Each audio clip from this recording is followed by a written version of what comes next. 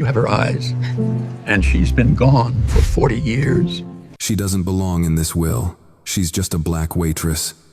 Those words hit harder than any slap, spoken with venom, in a room where she had once only heard the clink of forks and the soft jazz spilling from the old jukebox in the corner. In that moment, the entire diner went still. Eyes turned, mouths opened. Time itself seemed to hold its breath. Zariah Coleman didn't flinch. 23, strikingly beautiful and proudly black, she stood tall in her pressed uniform, a fresh pot of coffee in her hand. Her warm brown eyes locked on the man who'd just tried to erase her with a sentence. But Zariah knew who she was and what she wasn't. She wasn't just anything. For 2 years, she showed up at Magnolia Diner before sunrise.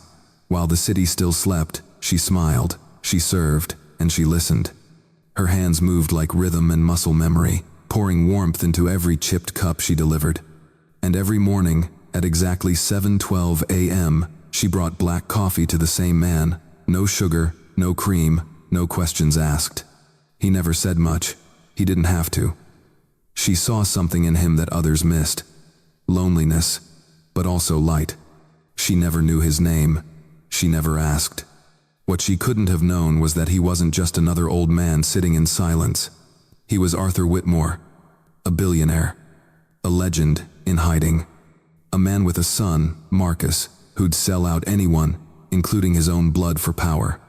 And now that son had just stormed into her world, lawyers in tow, bodyguards flanking his sides, trying to erase a legacy written not in dollars, but in dignity. This isn't just about money. It's about identity. It's about race. It's about a small act of kindness that flipped a billionaire's empire upside down. You're watching Hidden Worth, where real black stories finally get seen. Zariah's story will stay with you long after the last word. Stick around. Because what she did next, no one, especially Marcus Whitmore, ever saw it coming. Zariah Coleman had one rule: smile no matter what. Not because life was perfect, not even close, but because where she came from, a smile was sometimes all you had. She lived in the south side of Atlanta, in a tiny one-bedroom walk-up with peeling paint and water that ran more cold than hot. The walls were thin, the neighbors loud, and the rent climbed higher every year while her tip stayed the same. Still, she called it home. Zariah was 23, raised by her grandma, Miss Thelma, who used to say, "Baby, this world will try to break you twice before breakfast, so you better learn to walk like you own the sidewalk." And Zariah did.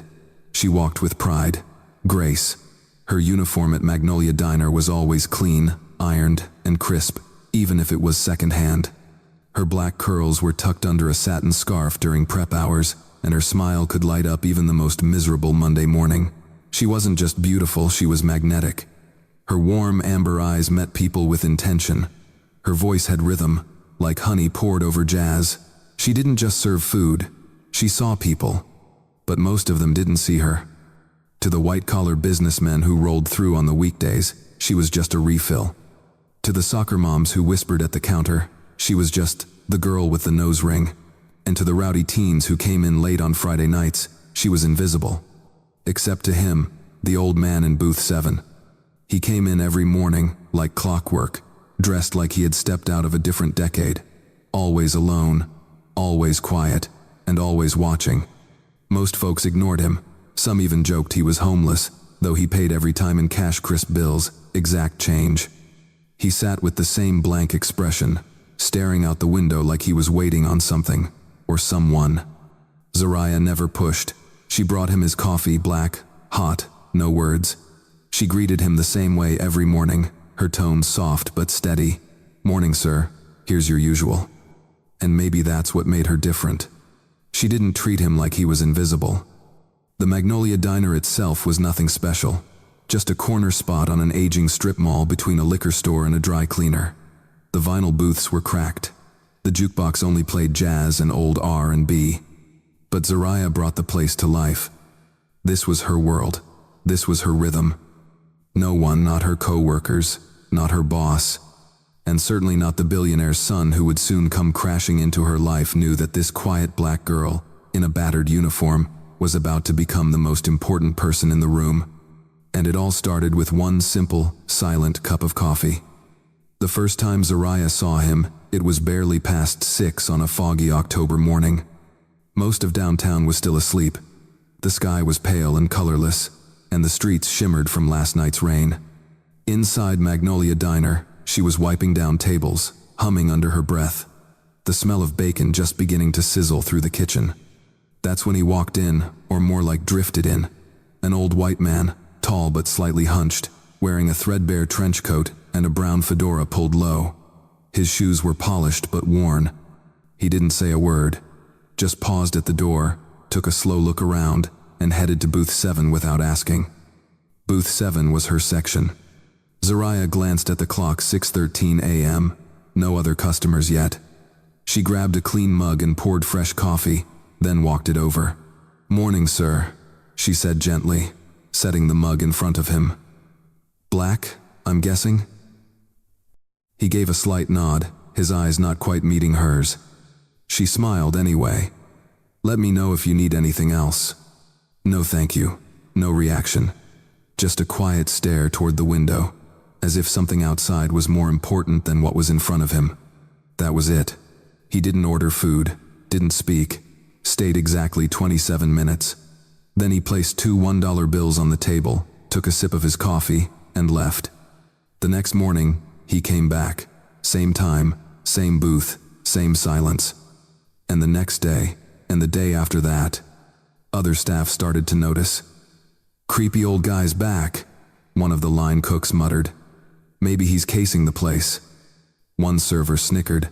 "Zariah, you got yourself a sugar grandpa." She didn't laugh, she didn't roll her eyes, she just kept pouring the coffee. To her, he wasn't creepy.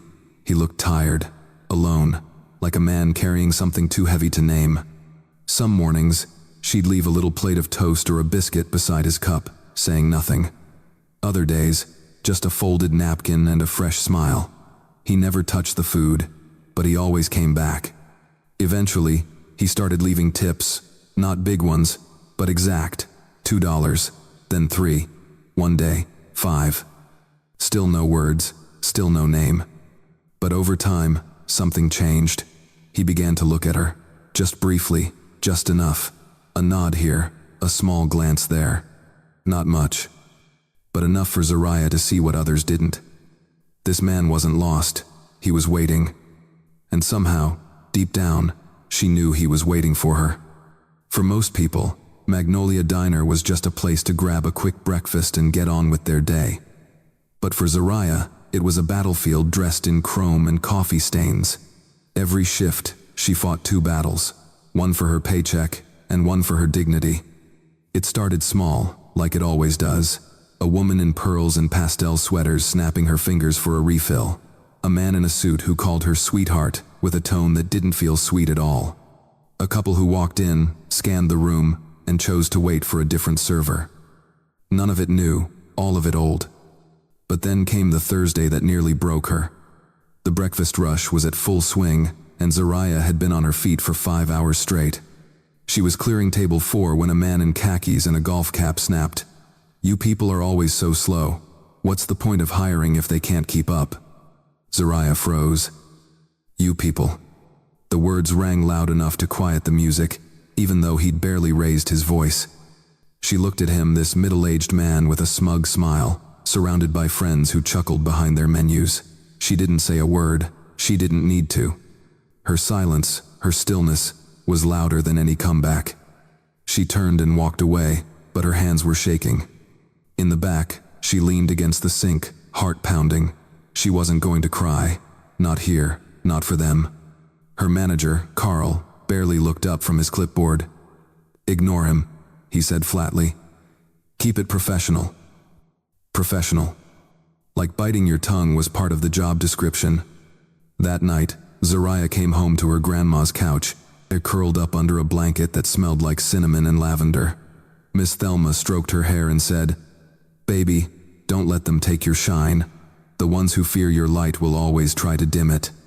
The next morning, Zariah returned to work, pressed, polished, and steady.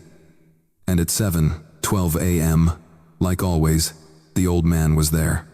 Except this time something was different. He watched her a little longer, not just polite glances, but real attention, like he'd seen it all, heard every word she didn't say, understood it. And when she brought his coffee, he looked her in the eyes for the very first time and gave her a small, almost imperceptible nod. It was the first time she'd felt seen all week, and somehow it was enough. It was a Tuesday morning when things changed. Zariah walked into Magnolia Diner the same way she had for nearly 2 years, 20 minutes early, earbuds in, humming something old school. She clocked in, tied her apron, and did a quick sweep of her section. Booth 7 was wiped down, coffee was fresh, and the sky outside was starting to shift from gray to gold. But 7:12 came and went. No sign of the old man. Maybe he was running late. She gave it a few minutes, refilled the sugar jars, checked her reflection in the mirror behind the bar, smoothed her edges. Still no sign. By 7:30, her chest was tight. He'd never missed a day, not even on stormy mornings when the streets flooded, not on holidays when the diner was half-staffed.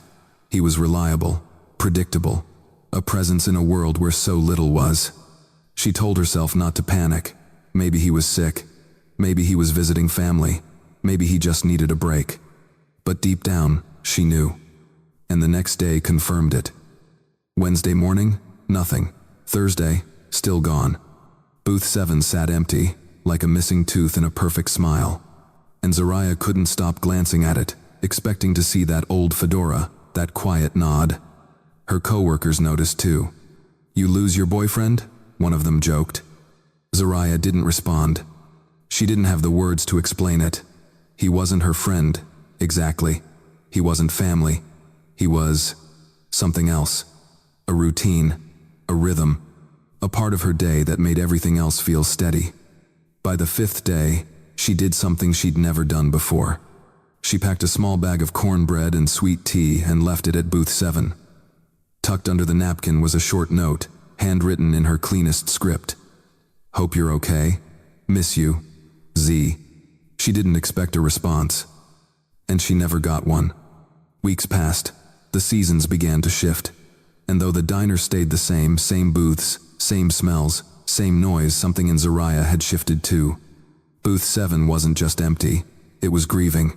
She started arriving to work a little earlier, stayed a little later, but her smile was slower now, her voice a little softer. Something was missing, someone, and she had no idea that the man she'd quietly mourned was not only watching, but preparing something that would change her life forever. The sky was slate gray that morning, heavy with the promise of rain. The air felt thick, like the city itself was holding its breath. Zariah showed up at Magnolia Diner just like she always did, sharp, ready, quietly hopeful that today, maybe, the old man would return. He didn't, but someone else did. At exactly 8:03 a.m., a black Escalade pulled up outside the diner. It wasn't a regular customer. This car didn't belong here, not with its polished chrome rims and the kind of tint that screamed money. The engine cut, and a man stepped out. Then 2 more, all in tailored suits, all moving with purpose. The bell above the door jingled as they entered. Zariah glanced up from the register, coffee pot in hand. At first, she thought they were maybe attorneys from the firm down the street, but then she saw him. He was younger than the others, late 30s, maybe early 40s, tall, lean, with razor-sharp cheekbones and eyes that didn't blink. His coat looked expensive. His shoes gleamed. His presence took up the entire room without saying a word. He walked straight to the counter, not bothering to sit. "Are you Zariah Coleman?" he asked, his voice clipped, rehearsed. She blinked. "Yes, can I help you?" "I'm Marcus Whitmore. I'm here about my father, Marshall Whitmore." Her stomach dropped. Marshall. The name echoed like a secret exposed. The old man never told her his name, never gave any hint of who he was, but now it had a face, a son, and that son was staring at her like she was a problem he'd come to solve. Behind him, the 2 lawyers sat down at the corner booth, pulling out folders, papers, and what looked like a sealed envelope. "We need to speak with you."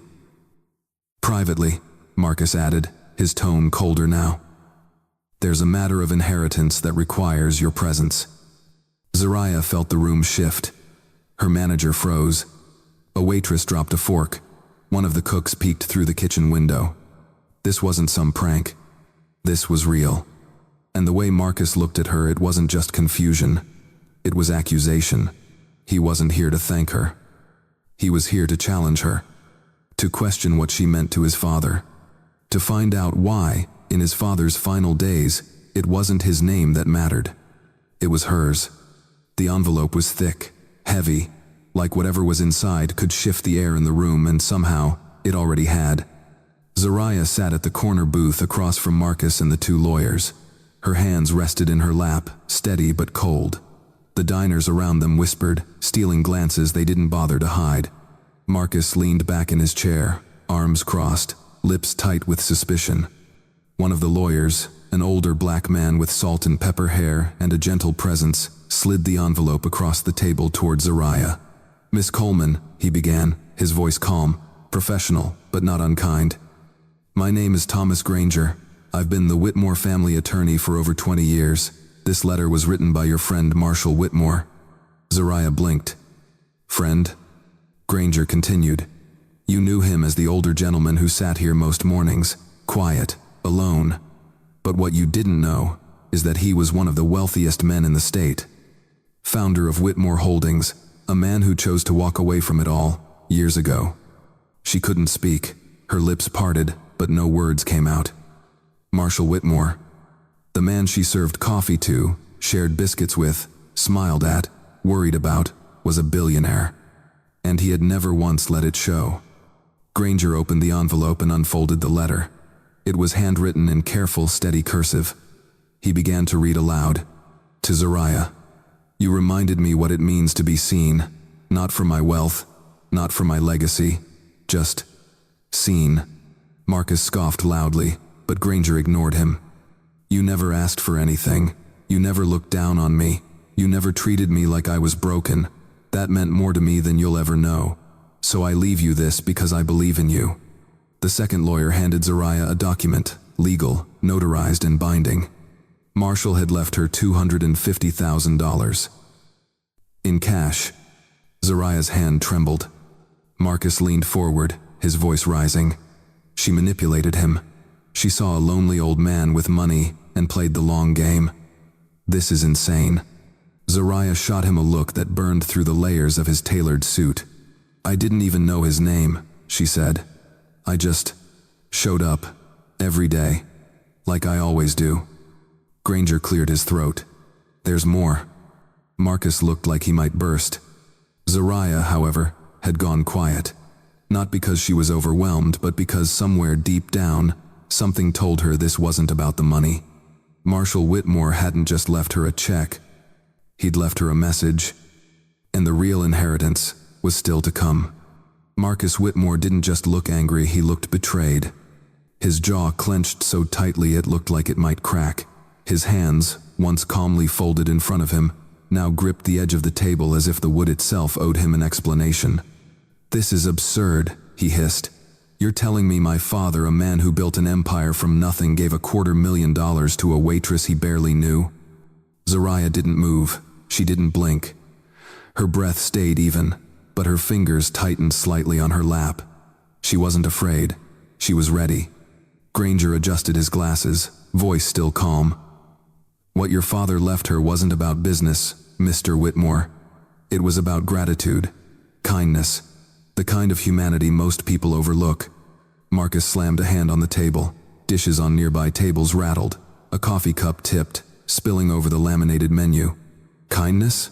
That man had Alzheimer's. He didn't know what he was doing. He probably thought she was someone else. "We're contesting the will, effective immediately." Zariah looked him dead in the eye. "Your father knew exactly who I was." "And who are you?" Marcus sneered. "Another sad charity case? A pretty face with just enough charm to work the right angle? My father wasn't stupid. He couldn't have fallen for that." Granger cleared his throat and reached into his leather briefcase. "Actually," he said slowly, "Mr. Whitmore was quite clear. He recorded several video messages over the last year. One of them was specifically about Miss Coleman." Marcus froze. The other lawyer pulled out a sleek black tablet, unlocked it, and tapped play. There on the screen, in soft lighting and a quiet room, was Marshall Whitmore. Older, tired, but sharp, clear-eyed. "If you're watching this," the man in the video said, "then I'm gone. And if Marcus is sitting there, red in the face and ready to sue, then some things never change." Zariah bit the inside of her cheek to keep from laughing. Marshall's voice continued, steady and slow. "Zariah is not some con artist. She's not charity. She's what I wish I had been more of kind. Without condition, without needing anything back. She reminded me that I'm human." The room was dead silent. Marcus stared, unmoving. Zariah looked down at her hands. For once, they weren't shaking. Because now, the world saw what she had always known in her gut. She had mattered. To a man no one thought was paying attention. And that truth was stronger than any bloodline. Just when Zariah thought she had heard it all, Granger leaned forward with a second envelope thicker, heavier, sealed in gold wax. "This," he said, "is the full contents of Mr. Whitmore's final will and estate planning." Marcus straightened in his seat, his jaw tense. The lawyers exchanged glances before continuing. Marshall Whitmore left a net estate valued at approximately $84 million, including real estate, investments, offshore holdings, and ownership of several private companies. The number hit the room like thunder. Even the background chatter in the diner seemed to disappear. 84 million. Zariah sat completely still. Granger continued, flipping through the pages. To his son, Marcus Whitmore, Marshall left 1% of his estate. Marcus's eyebrows lifted. "Excuse me?" Granger didn't pause. 1%. In his own words, enough to remind him what he could have had if he had only learned how to treat people. The room held its breath. "To Miss Zariah Coleman," Granger went on, voice steady. "Mr. Whitmore left the remaining 99% of his estate, including sole ownership of the Whitmore Community Trust, a charitable foundation valued at just under $60 million. Additionally, she is now the legal owner of the Maples, a 14-acre estate just outside Savannah, and has full creative control over the Trust's future programming and impact initiatives." Zariah blinked. Once, twice. She couldn't speak. Her throat had gone dry. Marcus, on the other hand, exploded. "This is ridiculous," he shouted. "You can't be serious. She's a waitress. A waitress. This isn't a movie. My father was manipulated, lied to." Granger didn't flinch. "There is video documentation, signed medical reports confirming his full mental capacity at the time of every recording. Financial advisors and legal witnesses. Everything is in order." Marcus stood, his chair screeching back. "You'll hear from my attorneys," he snapped, eyes burning into Zariah like he could reverse reality with his glare. She met his eyes, calm and grounded. "You already brought them," she said. And just like that, he stormed out of the diner, the glass door slamming shut behind him. Silence filled the room. Zariah sat back in the booth, not sure whether to laugh, cry, or simply breathe. She hadn't asked for any of this. She hadn't planned it. All she'd done was show up every day and treat a lonely man with the kindness she wished the world gave her. Now, that kindness had rewritten her life. But deep down, she knew it wasn't about the money. It was about the responsibility, the trust. And what she did next would matter more than any number on a check. It didn't take long for the world to find out. By the end of that week, Zariah's face was on the news. Local stations led with headlines like, "Waitress inherits millions from mysterious billionaire," and "From coffee to cash, the Zariah Coleman story." Her name trended online, hashtags piled up, and talk show hosts cracked jokes about sugar daddies and hidden wills. But behind the headlines came the hate. It started subtle.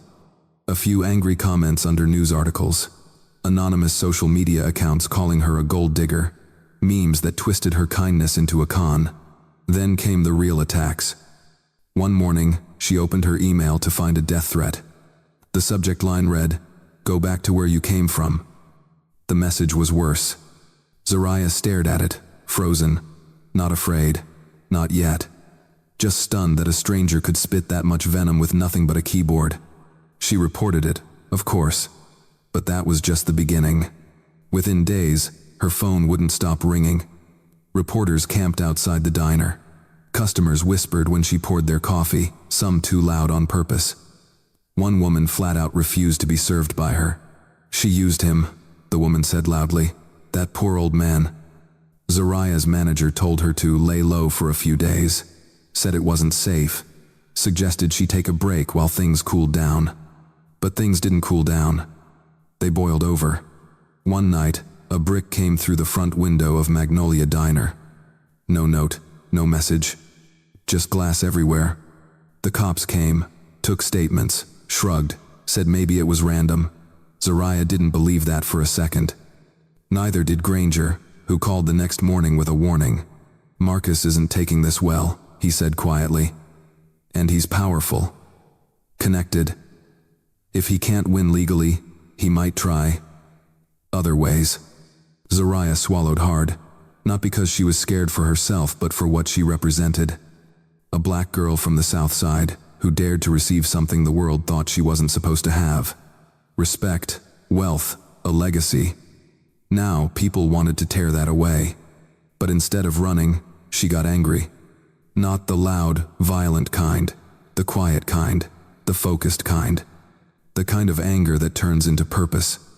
Because if the world wanted to come for her, they better be ready.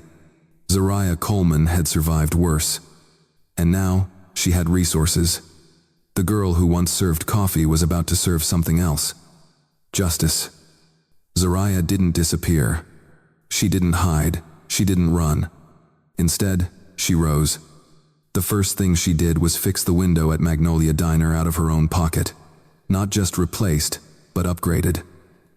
Double pane, reinforced. She told the owner she wanted to make sure no one else had to sweep up glass because of her. Then she hired security. Quiet but present, not flashy, just enough to make people think twice. But the biggest move?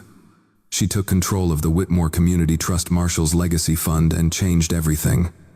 She renamed it the Worth Project. Its mission, provide mentorship, job training, and startup capital for young people from underserved neighborhoods, people just like her. Kids with talent, drive, and big dreams, but no connections, no backup plan, and no one to tell them, you matter. The media tried to keep up. Some headlines turned, from Target to Trailblazer. Zariah Coleman launches foundation to uplift her community. Still, not everyone was cheering. Hate mail kept coming, but so did donations. Because for every troll, there was a kid watching, thinking, if she can do it, maybe I can too. And Zariah wasn't done. She hired a legal team of her own, young, hungry, and brilliant. They didn't just play defense. They filed a countersuit against Marcus Whitmore for defamation, emotional distress, and attempted intimidation. They presented the threats, the online harassment, the orchestrated smear campaign, and in a twist no one saw coming, the press caught wind of something else, internal documents showing Marcus had siphoned money from a Whitmore Holdings development deal into a private shell company. The predator was exposed. His empire cracked. Zariah didn't gloat. She didn't need to. She stood behind a podium in a small rec center gym on the south side of Atlanta, wearing jeans and a Worth It t-shirt. Cameras rolled, microphones buzzed. Kids in the audience leaned forward. She spoke clearly, firmly. I didn't ask for this spotlight. I didn't chase this story. But now that I'm here, I'm going to use it. Not for revenge, not for clicks, but for the people who never get seen, never get heard, and never get told they are enough just as they are. The crowd rose. Applause shook the walls. And in that moment, Zariah wasn't just the girl who inherited a fortune. She was a symbol, a voice, a movement. Not for what she'd received, but for what she chose to do with it. Zariah never asked to be a symbol. She didn't grow up dreaming of headlines or courtrooms or foundations. She just wanted to live with dignity, to work hard, keep her head down, and maybe, just maybe, build a better life than the one she was born into. But life has a way of lifting up the quiet ones. The ones who don't shout, but still show up. The ones who give even when no one's looking. The ones who believe that kindness isn't weakness, it's power in disguise. Marshall Whitmore saw that in her. Not because she tried to impress him, not because she played a game, but because she was real in a world full of masks. And when the time came, he passed the torch not just of wealth, but of responsibility. Zariah understood that. She didn't let bitterness grow roots. She didn't answer hate with more hate. Instead, she stood tall and let her work speak louder than anyone's judgment. That's the thing about legacy. It's not just about what you leave behind. It's about who you lift while you're here. And Zariah, she chose to lift. Today, the Worth Project funds scholarships, pays for therapy sessions, builds community gardens, and teaches financial literacy in schools that were once forgotten. Zariah speaks at events, not as a celebrity but as proof. Proof that being seen, truly seen, can change everything. So what's the lesson here? Maybe it's this. Never underestimate the power of small kindness. Never assume your value is tied to your title, your income, or your background. And never, ever let someone else tell you what you deserve.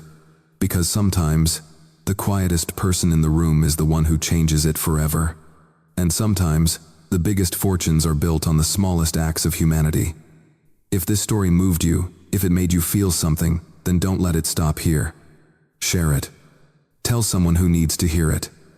Someone who's tired, overlooked, or holding on by a thread. And if you haven't already, consider subscribing to Hidden Worth.